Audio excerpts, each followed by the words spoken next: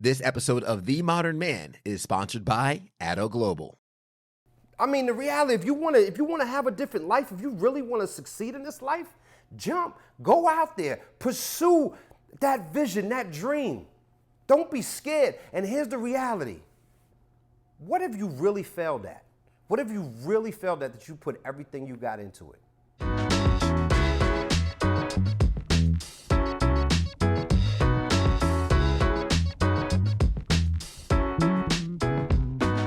What's going on, guys? Welcome back to another episode of The Modern Man. It's a pleasure to have you, and it's also a pleasure to be here at the Cigar Experience in downtown Greenville. Before we jump into the subject matter, I want to say thank you to our title sponsor for this episode, Addo Global, as they continue to provide medical supplies, PPE, gloves, masks, and more for their clients at a competitive and affordable price. This episode would not be possible without them. And without further ado, let's hop into today's episode talking about competitiveness, but also staying humble. We have our panelists here today, all the way to my right, your left, Charles Russ joining us. We also have Tim Pecoraro right next to me over here, and the owner of this wonderful establishment, Pete Lee. How you doing, brother? Doing great. How you doing? I'm doing good, man. I'm doing good. I bet you $1 I can jump higher than you, man. You know what? I'm going to take that bet. Well, don't be humble. That's right. Pete, it's a pleasure to have you on the episode, and I'm excited to talk about competitiveness and humility today because, A, your reputation of being competitive precedes you, but also you've been able to build a business, and you as a family man, I would not have known you were a competitive person if it wasn't for somebody else telling me that about you. So there is a humility about you, even though you might not realize it. With that being said, I'd love for you to introduce yourself really quick to some of the listeners and some of the watchers right now, and so we can get a little glimpse of behind more than just what the Cigar Experience is all about. Absolutely. Well, first of all, let me say thank you for allowing me to be on such a profound show. I mean, what you guys have done, what you're doing, I don't think you guys understand the significance of where it's going to do and the impact that it's going to have, on men alike. So, it's huge. When you put yourself in a position, when you have a thought process, of something that you want to do, and you guys are an example, that can happen, so really, really appreciate this opportunity. Me, originally from New York, came down here by ways of Point St. Lucie, Florida.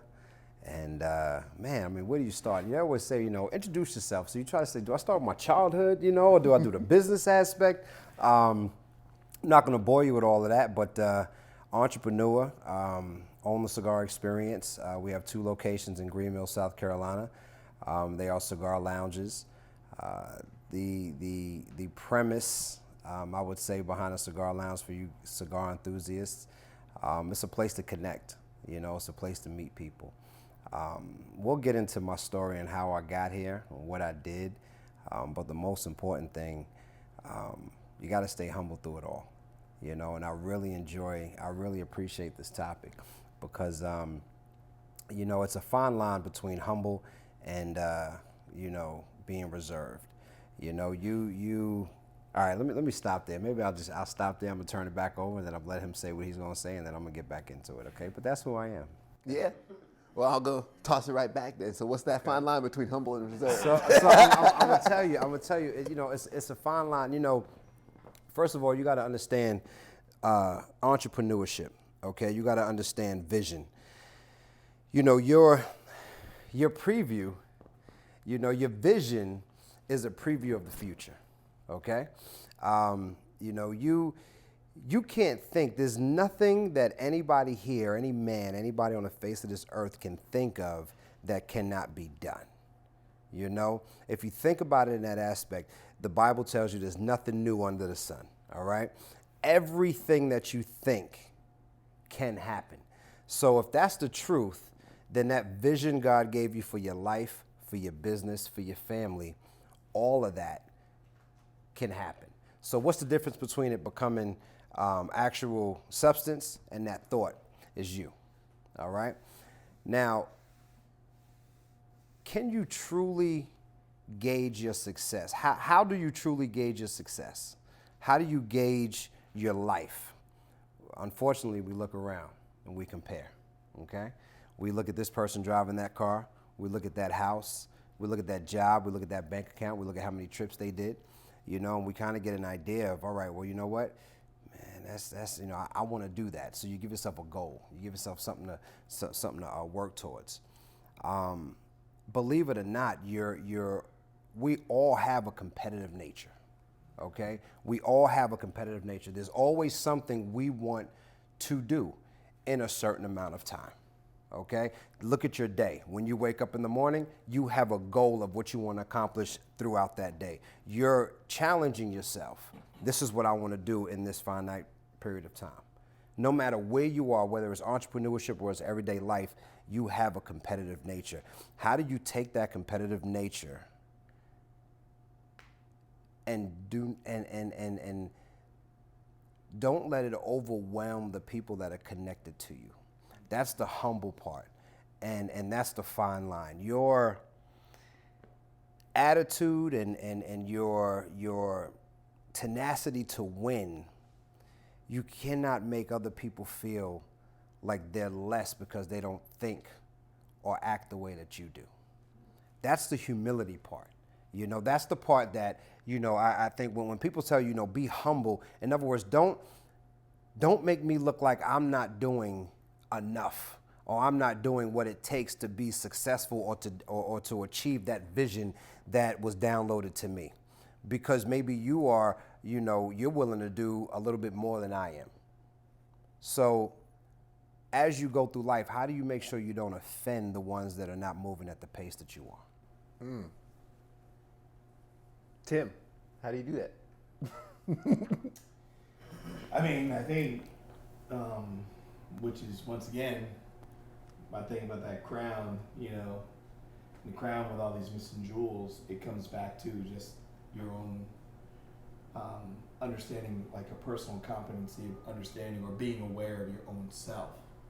You know, so as you said, you know, I mean, the comparisons are out there. We're always trying to measure up according to somebody or something else.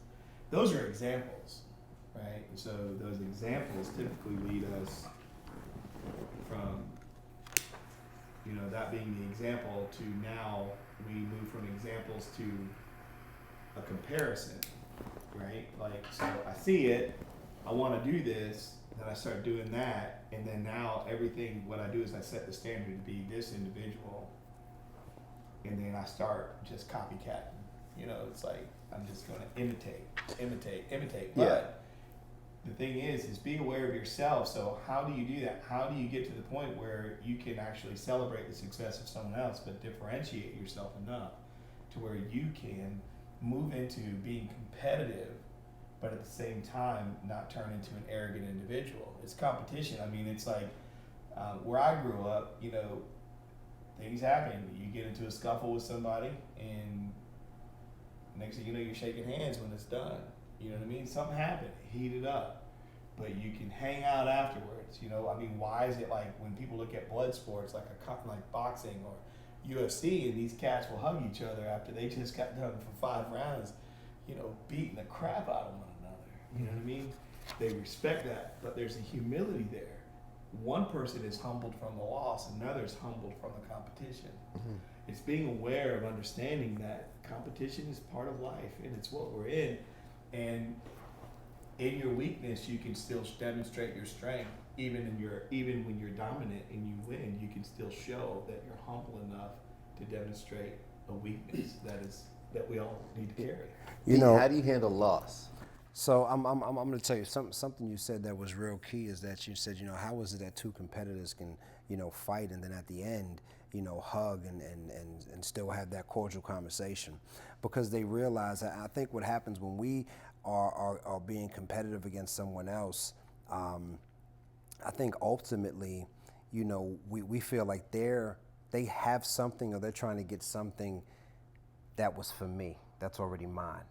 So I'm already, you know, I have an anger for them. You understand? I have a discord.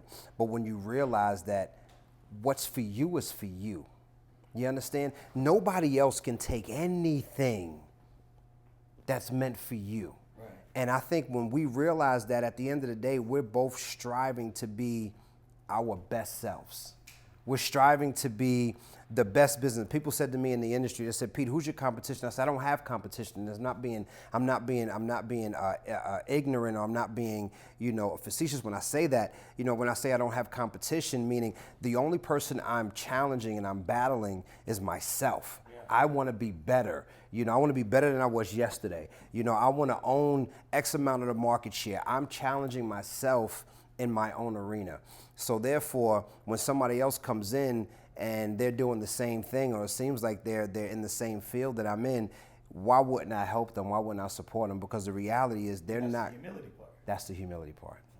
That's very true. How do you handle loss? And I guess it's the way you look at it, because loss to me is, how do you handle getting educated? A loss is an education. You understand? A loss is a lesson. So the question I would ask you is, how do you handle getting educated, Pete? You know what? I handle that damn well. You understand? I welcome education. I welcome life lessons, because without those, how do you know you're more than a conqueror if you had nothing to conquer? Yeah. How do you know you're an overcomer if you had nothing to overcome? And that's what life lessons do. They teach you those things. They teach you, hey, you know what? You thought you were strong in this area, but you really weren't. You know what? You may need to get a little bit more, detailed with your finances, or whatever it is that you've, taken a loss or have a weakness in. So how do I handle loss? I welcome it, because those losses make me who I am today, and it's going to make me who I am tomorrow. You're saying something that's making Charles's foot pop up.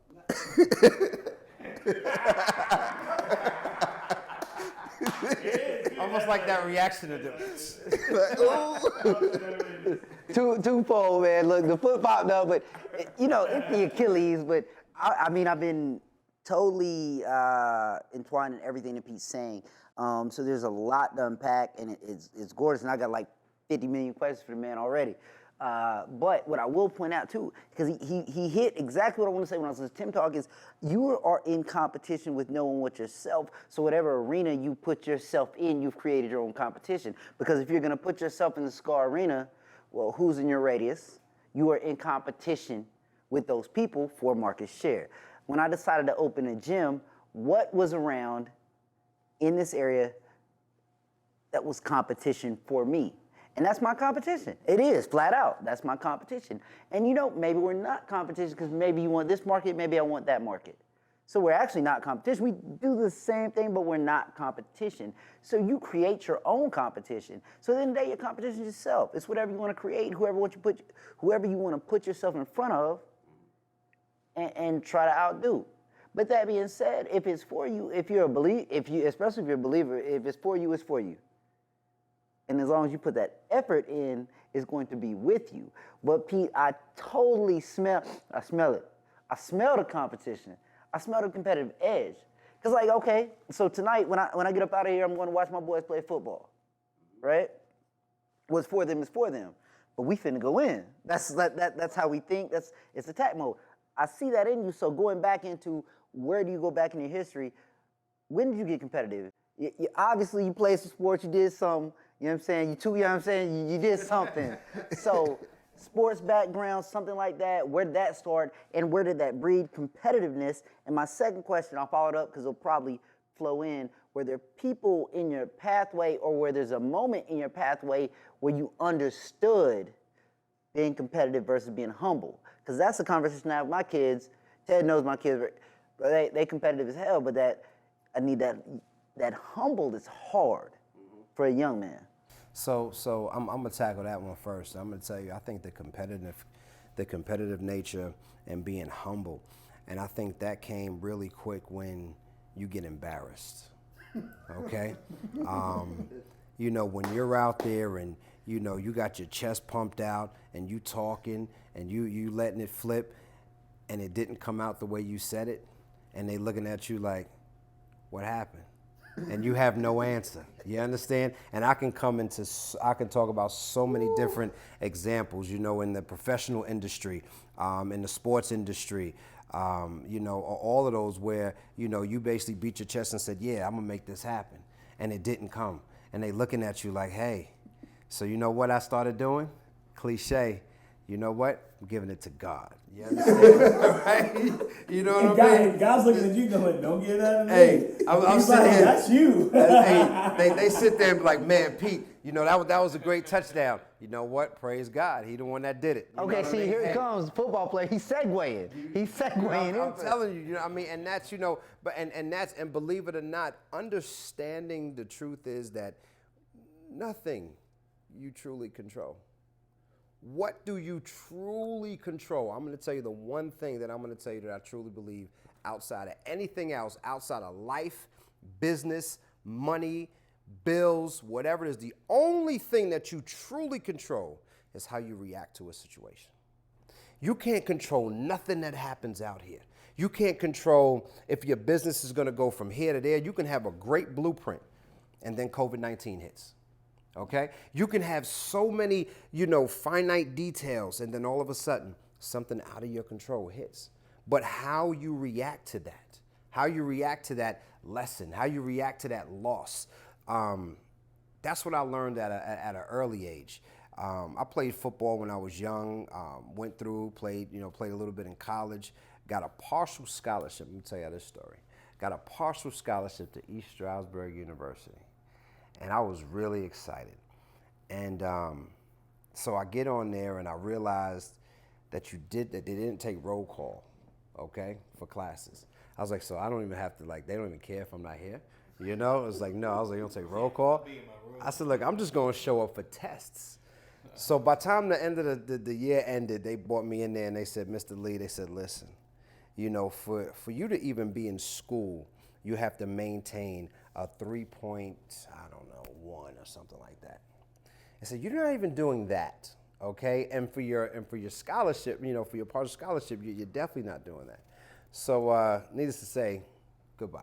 You know, You were welcome to leave. welcome to leave. So you know, took that life lesson. Didn't really think school was for me at the time. Needless to say, I am sitting here with a bachelor's in arts and religion. Decided to finish that up later on in my life because kind of going off the beaten path here, but I didn't want to be a hypocrite to my kids.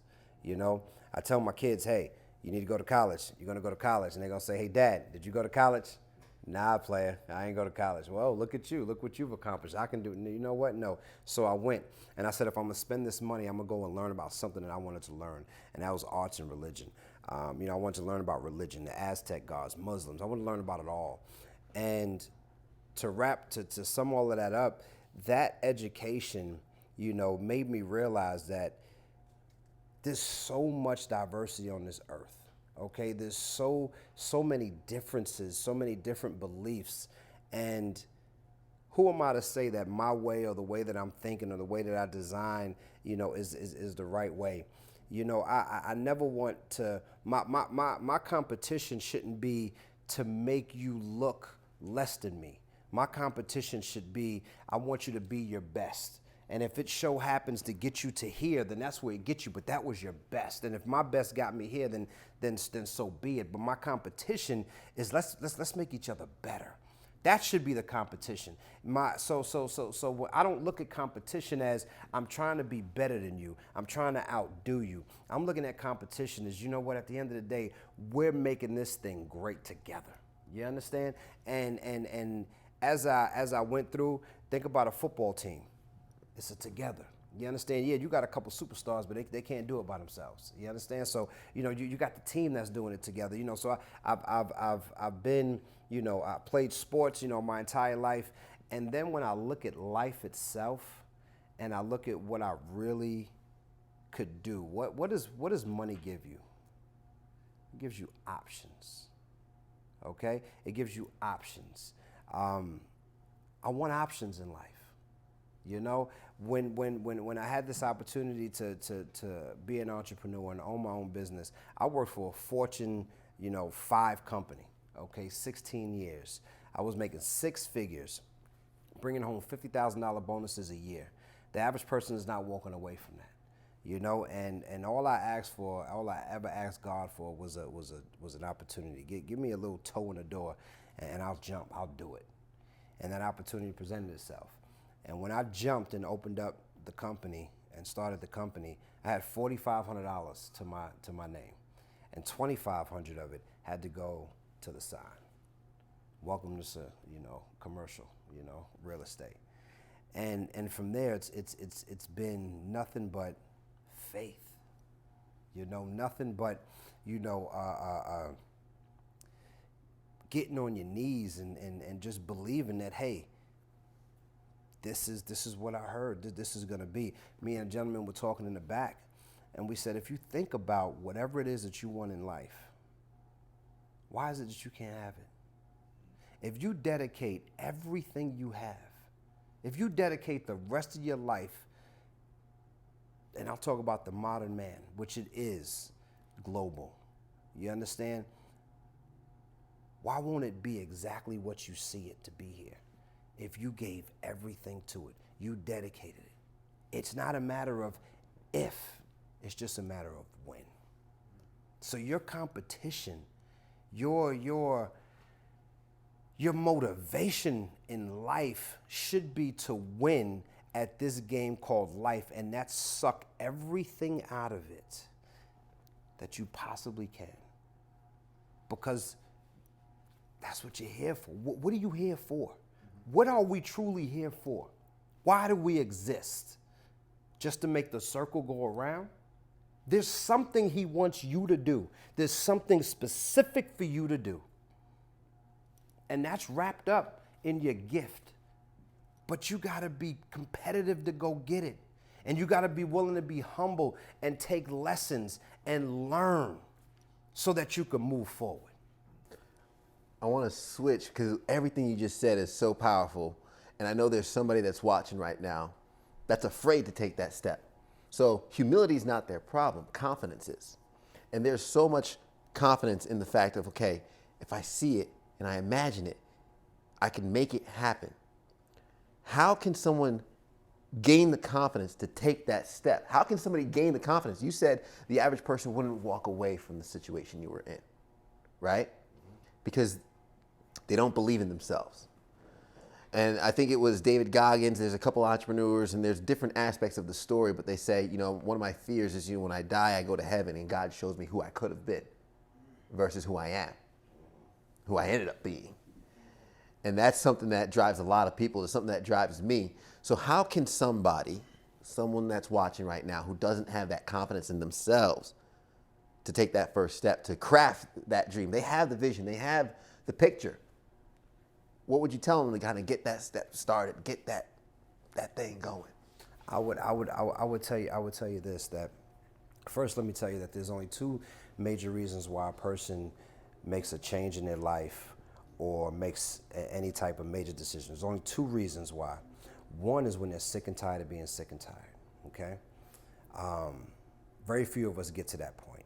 We're sick and tired, but we're not really sick and tired, okay? The other one is when your back up is against a wall. You have no choice. Hey, Ted, thank you for everything you did. We no longer need you. Now you have no choice. That's uncomfortable. But now you're going to go ahead and you're going to do something. People always say, that part-time gig that everybody's got. Everybody's got this part-time thing. They got this little side hustle, right? They got that side hustle. And here's what they say. As soon as this side hustle makes enough money for me, man, I'm gonna leave this one and that's gonna be it. Let me give you some reality to that, okay? As long as you're giving it part-time attention, it's always gonna give you part-time income. You understand? Ooh. It's never gonna give you full-time income because you're not giving it full-time attention. So the person that says, I really wanna do it, I wanna go out there, here's the thing that you're really contemplating. Here's what you're contemplating. You put the cigar down. Okay, it's about to go down. It's going down. Okay, it's going down. All right, here's what you're saying, okay? You're sitting in your room and you're saying, I already know that there's more for me out there and that I should be doing more and that the lifestyle that I want is not what I'm currently living right now and I really want to achieve everything I want to achieve. You already know that because you're sitting here contemplating it. But here's what you're really contemplating. You're asking yourself, the reason why I don't want to go out there and pursue it is because I'm afraid of losing this current lifestyle that I know I was never meant to live anyway. So here's what I'm going to do. I'm going to sit here and contemplate on going after something that I know I'm supposed to live, but I'm afraid if I do that, I'm going to lose something that I never was supposed to have anyway. You've been doing it your whole life, your way. Have Where's it got you? What are you doing? You could keep doing it. The definition of insanity, doing the same thing over and over, expecting a different result. Keep doing the same thing and watch what's going to happen. Keep doing it. I don't know why my money is messed up. I don't know why I struggle with money. Well, try tithing. Well, I don't want to do that. Well, then just keep doing what you're doing. I mean, the reality, if you want to have a different life, if you really want to succeed in this life, jump, go out there, pursue that vision, that dream. Don't be scared. And here's the reality. What have you really failed at? What have you really failed at that you put everything you got into it? The only reason why it failed is because you stopped working it. Just keep going and watch that vision. You're gonna say, when you get on your deathbed, the one thing people don't say is, oh, you know what? I wish I would have. They always have regrets. I wish I would have did this. I wish I would have took this opportunity. I wish I would have took this chance. Don't be that person that's gonna regret. So you ask me, what do I tell them? Don't be scared. Do what you gotta do. Don't be scared, because you're living a life that you know you're not supposed to live anyway. Yeah, so, and I love this. I'm getting excited. I'm sitting over here and I'm just like, woo, trying to hold back, because, I'm a guest. I'm just like, and so many things come to my mind, but the biggest one is this. People need to learn to start elevating the pain of not having what they see can be, right? Make that pain greater than the pain of, well, I got to get started. I mean, think about the barriers that people put in their lives. Like, it's like, oh, it's going to be hard. It's going to be this. Okay, what's it going to be like if you never get that? What's that cost? What's that feel like, right? And also we need to do, and for those of you listening, is this. Stop asking how much people are going to pay you to get involved, and start asking yourself how much you're willing to pay to do it. What's it going to cost me? And see, when you start shifting your thinking, the quality of your answer is going to be determined by the quality of the question. And so instead of you questioning everybody else, start questioning yourself. And ask yourself better questions so you can give yourself some better answers that are going to lead you to be more actionable, or take action on things that you say that you ultimately want. And as you said, that's the definition of insanity, doing the same thing over and over, again, and expecting a different result. Well, behavior follows belief. And most people, what's broken inside of you is your belief. We've all been domesticated in some way, shape, or form. We grew up in a home, we had these things given to us, some of them great influences, some bad influence, something in the middle, whatever. All those things happen. But now it's time for you to take into a simple formula. It is this. I have learned something. It's time for me to unlearn some things so I can relearn some things. And I got to take myself back through school. I've got to learn to do deeper reflection, introspection, get with people that are doing the observation around me, have conversations with those so that I can create better outcomes that I'm going to be able to own for myself for the rest of my life. And that's the thing. That's where it comes to. The rest of my life. Let's start there. The rest of my life. What do I want it to look like? And we're not going to talk about vacations, big house, and cars. If that's what you want, that's too shallow. Because let me tell you right now, you can have the house, the trips, and all these other things. You can have all those things.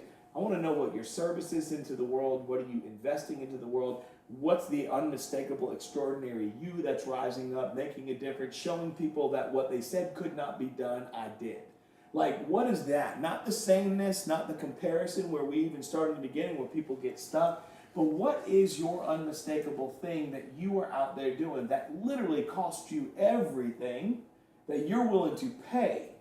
I'm willing to put it in here. And like you said, what did you really lose? What has really been a loss for you? How about this? Be so big and audacious that you will be embarrassed if it doesn't happen. That's going to cause you to say that I do want to guard my reputation. I want to guard those things, so I'm going to get to work. How do you learn to influence yourself, push yourself? Who are the people around you? Like, I start so many things, and I know I'm rambling right here, but man, so many people. You got the wrong people in your life. You got people speaking the wrong, and they are dream suckers, and they don't add any value into your life. They don't inject any fuel. They don't speak to your intrinsic value. They speak to a perceived value. They don't call to the deep. And I'm going to say this, and what you said, at the end of your life, all these other things aren't going to matter. But I'm going to tell you this. There's a book I'm eventually gonna write. I'm writing one right now, but I went to a graveyard one day and I looked and I noticed and I was like, wow, isn't that interesting? There's either a hyphen or there's a space between the dates. And the space between the dates speaks of everything that happened from here to here. And most of us are trying to talk about what people will say about us, or I hope they'll speak well. I'm not living my life to have people speak well about me when I die. I want to live my life so that people will have the things that I was supposed to do for the rest of their lives when I'm gone. And so the thing that I'm saying is this. If we go visit, if we all packed up right now and went to a graveyard, we will be walking on all the treasures of everything that people did not release. All the potential that's buried in the box with the body, even though the spirit has gone on. And the thing is the grave is holding treasure. And people are living like thieves, holding it while they're alive. You know, a brother said to me, We got about 5 minutes left, but keep going, man. keep going. Man, that's so powerful. Brother said to me in the back, he said, you know what? He says, you know, somebody had said to me, you know, your gift, you know, people may not want it, but they need it. You understand? So real. You know, they need it. And how many of those treasures are just laying out there on the dirt that they were just afraid that they didn't want to go out there and release it, you know? Man, I tell you, it's so many nuggets you just said in there. But, you know, the one thing that, you know, I think, you know, really resonates with me is you know, I think people just don't have that belief. You know, that's what it comes down to. They just don't have the belief. Can I ask you, okay, I know you on it and you need to close it out. It is coming. Yes. But what I feel like is I want to rephrase what you said. It's not belief, it's fear. It's fear. Mm-hmm. So when I step out, I started my business as a financial advisor. 11 Cats started the same year I started, and when I say we started out, like we weren't we didn't come over from another broker. I'm talking, we all started, we was hyped, we was gonna be the new breed. So get it. I'm the only one left. And I'm not saying they went to other broker dealers. I'm the only one left in the industry. Them cats like, bro, I gotta go get a 9 to 5 and get some consistent income. I got to go do it that way. But there's a fear involved. A real fear. Yeah, and you know, and being scared is okay. That's a whole nother conversation. Being scared is okay. But what and why and how did you accept and take on? Because you can't tell me you didn't have some fear. Come on now. So, but how, why did you take on that fear, and how did you ultimately beat it? Okay, so And it's that's all I wanted. I'm gonna drop it off. I'm done. Nah, I'm done. I like that. So it's not that, you know. See the hand rub. It's about to get real. It's not so much, you know, how I overcame it. If you know that you have a weakness in a certain area, it is your responsibility to put up boundaries and caution tapes so that you know, can stay in line. So what did I do to overcome my fear? When I went ahead and I executed and I went towards my plan, what I did was make sure I didn't have a plan B. You understand?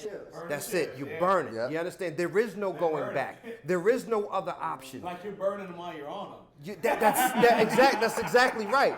There is no, listen, if that didn't work, guess what? You got to make it happen because you got to, because if you don't, guess the end result is death. You're done. Wow. You understand? People said to me when I went to this, they said, hey Pete, what's your plan B? I said, plan B is enforcing plan A. There is no plan B.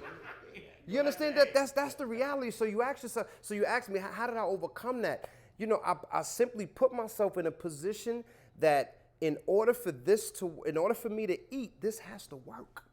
In order for my family to eat, this has to work. You have to how do you force yourself to swim? Jump in deep water. You either going to drown or you going to swim. Which is it? But you're going to jump in. And that's how I look at my life. That's how I look at everything. When I tell you that this entrepreneur walk has truly, truly taught me a lot about myself, but the main thing I can tell anybody, man, if you just put that foot out there, watch, and stay with it. And the only other option is death. That's the only other option. That's why your business won't do what it's going to do, because God came for you. That's it.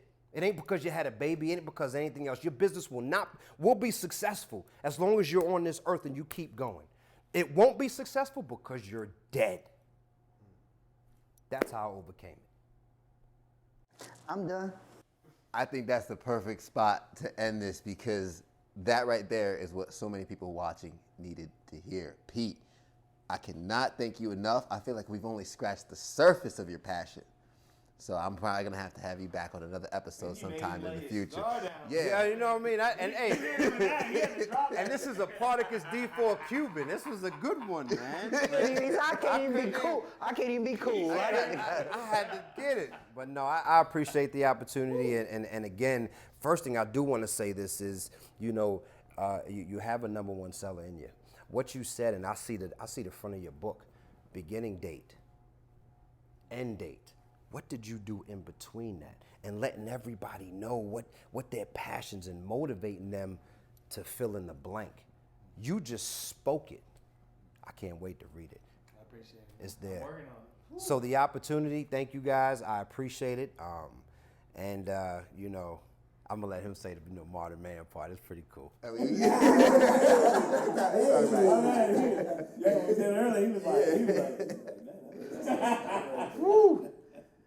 Guys, I know you're gonna have to play this again. I know I'll be playing this again. I want to relive this moment, relive the passion.